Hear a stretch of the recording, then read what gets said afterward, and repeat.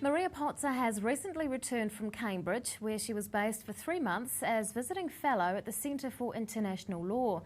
The University of Otago graduate will gain her PhD next May in international law, but with a twist. Instead of studying legal issues here on Earth, her area of interest lies in outer space. Maria joins us to explain. Good evening. Good evening. Now tell us about your particular interest. Oh, well, I deal with international legal and policy issues of outer space, looking particularly at arms control in outer space. It's a really interesting and fascinating area of international space law. How did you get involved in this area? Do you know, I really wish I had a great story to tell you, such as a piece of space debris fell and hit me on the head, but unfortunately nothing as exciting as that. I was really interested in space law and space policy, especially how states conduct their activities in outer space, and of course with strategic assets that we use in outer space, how are those assets secured, how are they protected, and arms control was just a natural progression from that. What are the issues surrounding arms control in space? I don't think we've got enough time to go through all of them, but I'll give you tip of the iceberg. The international law pertaining to outer space, especially the arms control provisions, are seriously lacking. Now, there's a lot of ambiguities within the international law, the Outer Space Treaty, and in there it stipulates that the moon and celestial bodies should only be used for peaceful purposes. We're not entirely sure what peaceful purposes means.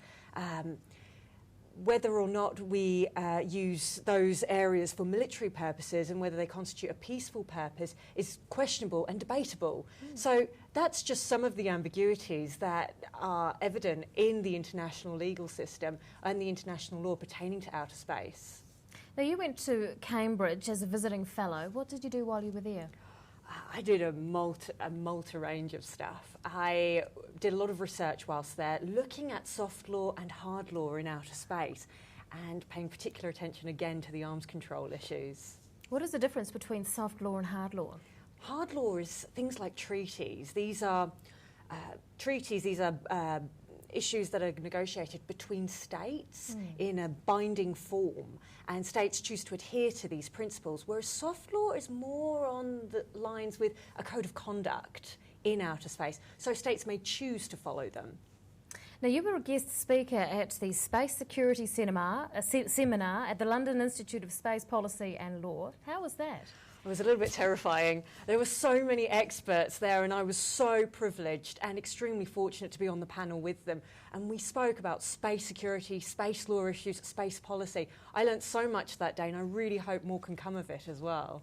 What are your plans for the future in this field? Well, I've submitted my PhD and I'm hoping to walk across the stage in May, but I'll be working on my PhD and getting it ready for book publication. What sort of things can you do from Dunedin in terms of arms control in space?